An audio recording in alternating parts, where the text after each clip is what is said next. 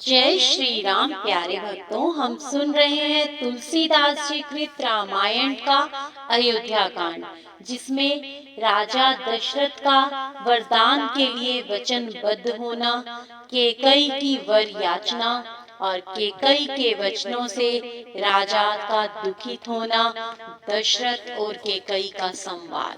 तो आइए सुनते हैं। तुलसीदास जी कहते हैं कि यदि तेरा शत्रु अमर भी हो तो भी मैं उसे मार सकता हूँ, फिर संसारी स्त्री पुरुष तो किस गिनती में है। हे वरोरु, जानती हो कि मेरा मन तेरे मुख चंद्र का चकोर है। ये बातें राजा दशरथ रानी केकई को कहते हैं, जब रानी केकई को भवन में नाराज होकर बैठी होती हैं।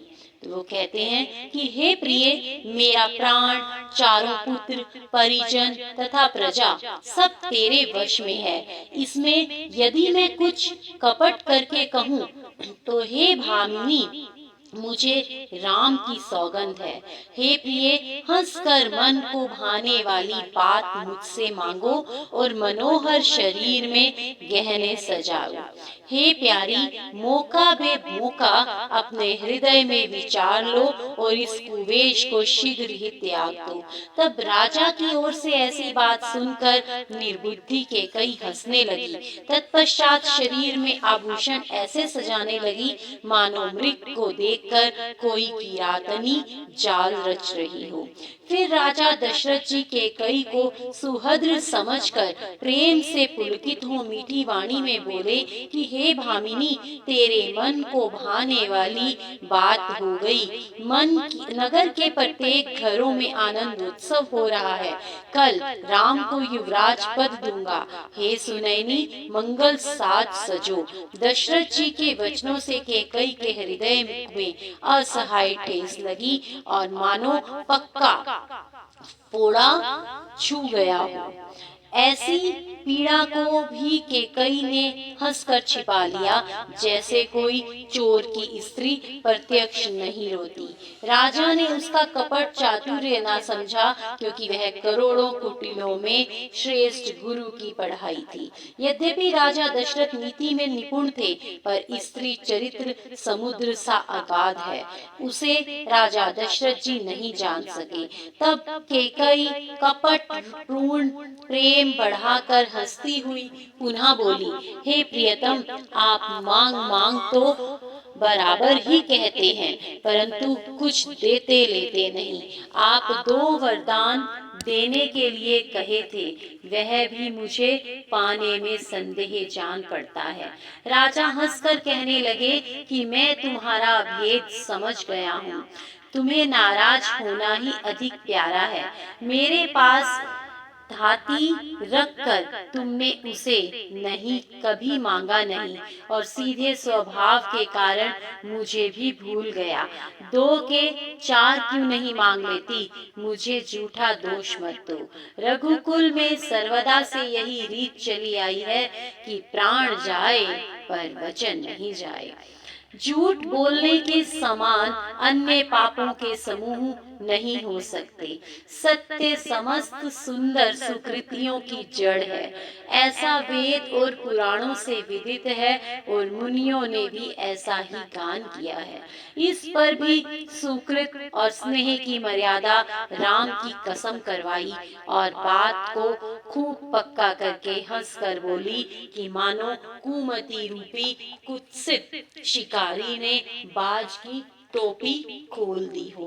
महाराज दशरथ जी का जो मनोरथ है वह तो सुंदर वन है, और उस मनोरथ का जो सुख है वह उत्तम पक्षियों का समाज है।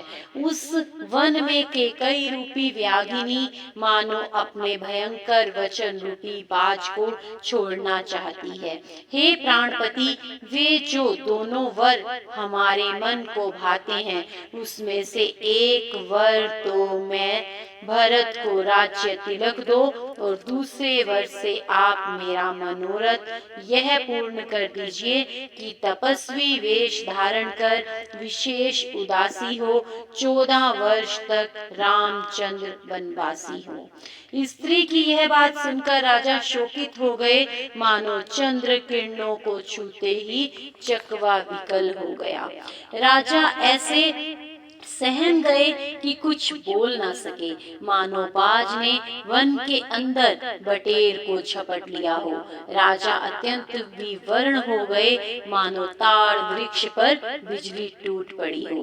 राजा दोनों हाथ सिर पर रख नेत्र मूंद सोच करने लगे, मानो सोच ही शरीर धरकर सोचने लगा।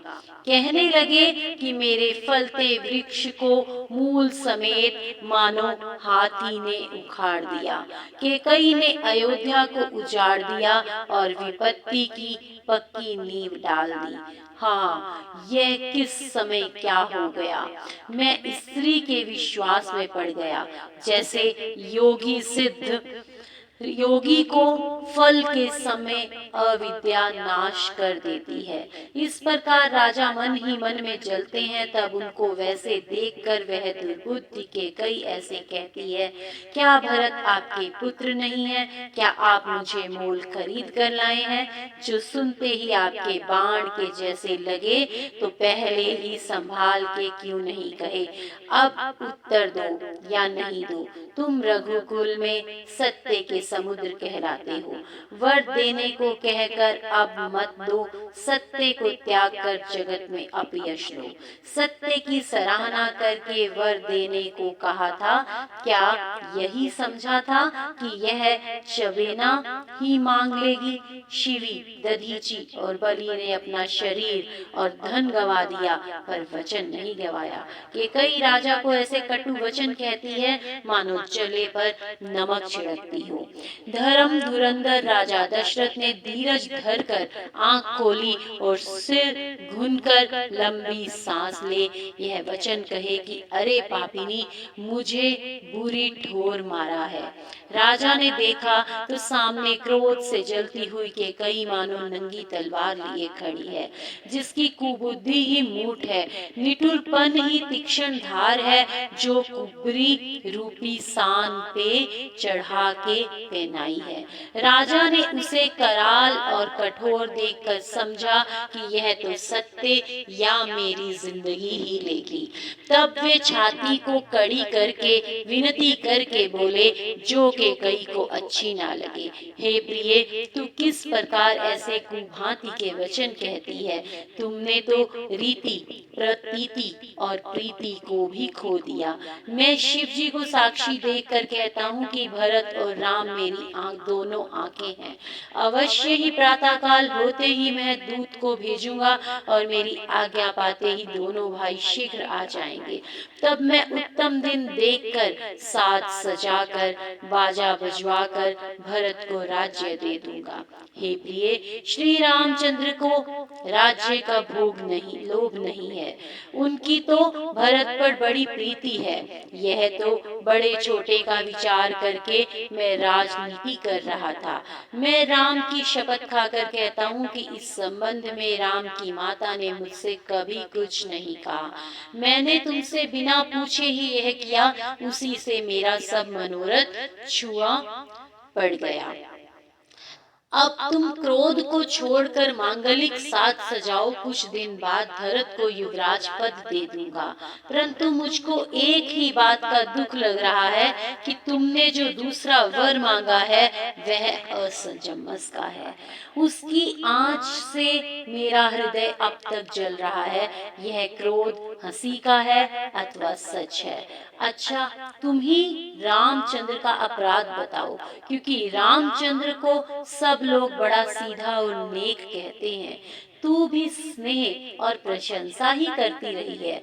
अब यह सुनकर मुझे संदेह हुआ है कि जिन श्री रामचंद्र जी का स्वभाव शत्रु के भी अनुकूल है, वह तुम्हारे प्रतिकूल कैसे करेंगे। हे प्रिय, अब तुम इस हास्य के रोष को त्याग कर विवेक से विचार कर वर मांगो, जिससे मैं नेत्र भर कर भरत का राज्य अभिषेक देखूं। चाहे जल के बिना मछली और मणि के बिना सर्प दीन दुखी होकर जीता है, किंतु मैं तो अपने स्वभाव को निष्कपट भाव से कहता हूँ कि श्री रामचंद्र के बिना मेरा जीना नहीं है। हे चतुर प्रिय, अपने जी में समझकर देखो कि मेरा जीवन राम के दर्शन के ही अधीन है। यह मीठे और कोमल वचन सुनकर कुमति कैकई जल उठी, जैसे घृत की आहुति अग्नि में पड़ गई हो। कैकई कहने लगी, हे महाराज, चाहे करोड़ों उपाय क्यों ना कर लीजिए, पर यहाँ आपकी माया ना लगेगी। वर दीजिए या तो या ना करके संसार में अपयश लीजिए। मुझे बहुत प्रपंच अच्छा नहीं लगता। राम साधु है और तुम सयाने साधु हो। राम की माता भी भली है, मैंने सब पहचान लिया है। कौशल्या ने मेरा जैसा भला देखा है, मैं वैसा ही फल उसे शाखा करके दूंगी। प्रातः काल होते ही यदि रामचंद्र मुनियों का वेश धारण करके वन को नहीं चले जाएंगे, तो मेरी मृत्यु होगी और आपको अपयश होगा। हे राजन, इसे आप अपने मन में विचार लें। यह कहकर कुटिल कैकई उठकर खड़ी हुई, मानो क्रोध रूपी नदी और भी बढ़ गई है। यह नदी पाप रूपी पर्वत से प्रकट हुई है, जिसमें क्रोध रूपी जल भर रहा है, जो देखी नहीं जाती, बड़ी डरावनी है। दोनों वर उस नदी के दो तट हैं और कैकई का कठिन हठ कठोर धारा है, और जो कुबड़ी की बातों का फैलावा है, वह नदी का भंवर है। जब नदी में बाढ़ आ जाती है, तो वह तट के वृक्षों को बहा देती है। राजा दशरथ भी यहाँ वृक्ष रूप हैं, सो यह धारा उनको जड़ से काटती हुई विपत्ति रूपी समुद्र के नीचे ले जा रही है। राजा ने देखा कि यह बात सच्ची है, स्त्री के बहाने से ही मेरे सिर पर मृत्यु नाच रही है। तब वे फिर उसके पैर पकड़कर और बैठाकर विनती करने लगे कि तुम सूर्य वंश में कुल्हाड़ी स्वरूप मत बनो। सिर मांगो तो अभी तुमको दे दूंगा, पर मुझे रामचंद्र के वियोग में मत मारो। जिस प्रकार से हो सके तुम रामचंद्र को रख लो। जय श्री राम।